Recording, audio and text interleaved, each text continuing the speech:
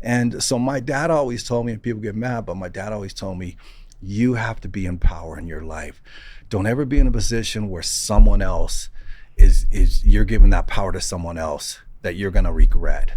Be there, whatever it is, no matter how fucked up things are, be the person making the decision. Don't give it to some people. And I think too many people are brought not to be scared, to feel like they're weak, like they can't handle it, that they need someone else to make that decision. They're afraid to. And so it's like the old school thing with my dad, the way I was brought up is like, no matter how fucking tough it is, life is gonna be hard. There's people that unbelievably bad luck, in situations.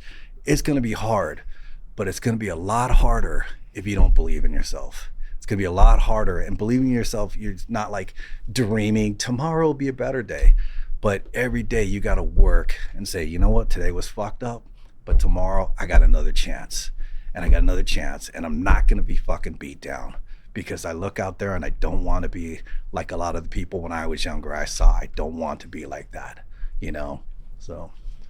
In this philosophical speech, your brother is a legend from Z Boys and Dogtown and now the stuff on skate. You are a legend on punk rock, Californian punk rock and skate and all this scene. And for us who grew on skate and punk and hardcore in Brazil, is like sitting with a guy who was on the table of the Last Supper, something like that. I like to know, it's a curiosity. I like to know the genesis of everything.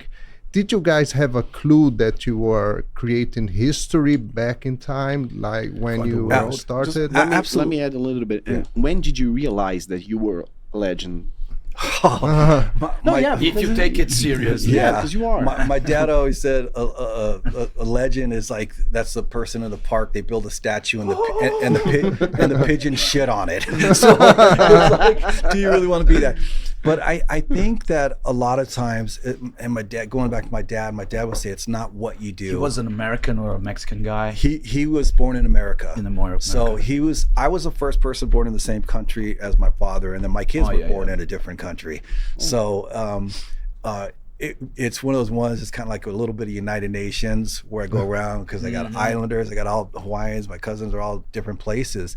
And where I grew up, literally everybody their parents came from a different country and stuff. So it was, to me, that was a normal thing. And the only time it was, and I'm not into football, but the only time it happened would be the World Cup.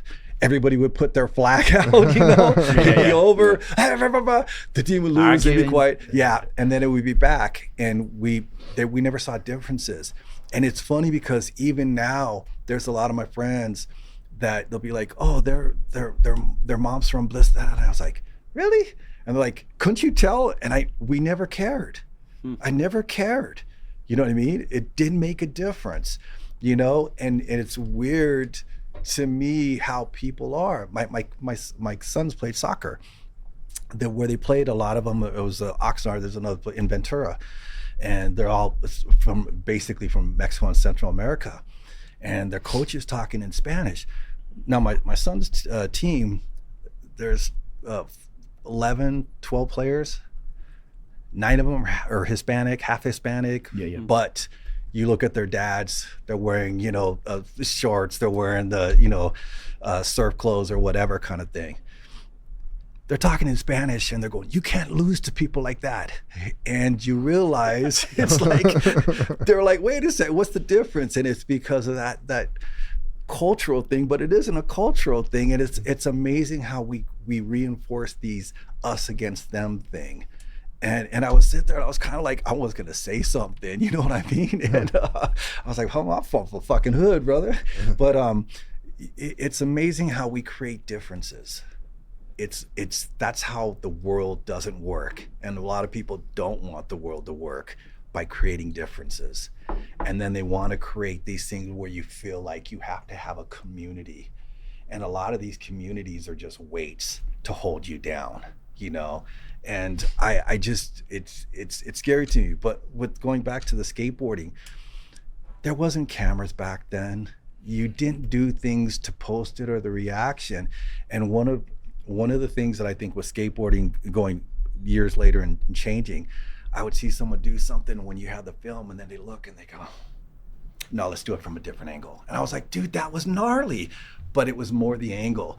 Now, one of the things I do like is when someone's doing it, they're showing them like, boom, falling, falling, falling, falling, falling, falling, and finally doing it. And to me, that's one of the things I think about good punk rock and with skateboarding. My brother was a pro, wanted to be just like him, got on a skateboard, just amazing. Oh, fuck! You know, it fall down and it hurts. And I told the story many times, but I went to my brother, I go, what's the secret? And he goes, the secret is when you fall down, get your ass back up. And you realize the times when it really hurts, you go, I don't want to get out. And you go, I got to get back up. And that's literally and figuratively in life. And so my brother ended up in the Skateboard Hall of Fame. 6 or 7 years ago, Suicidal Tendencies got into the Skateboard Hall of Fame. Yep. I'm not a good skater.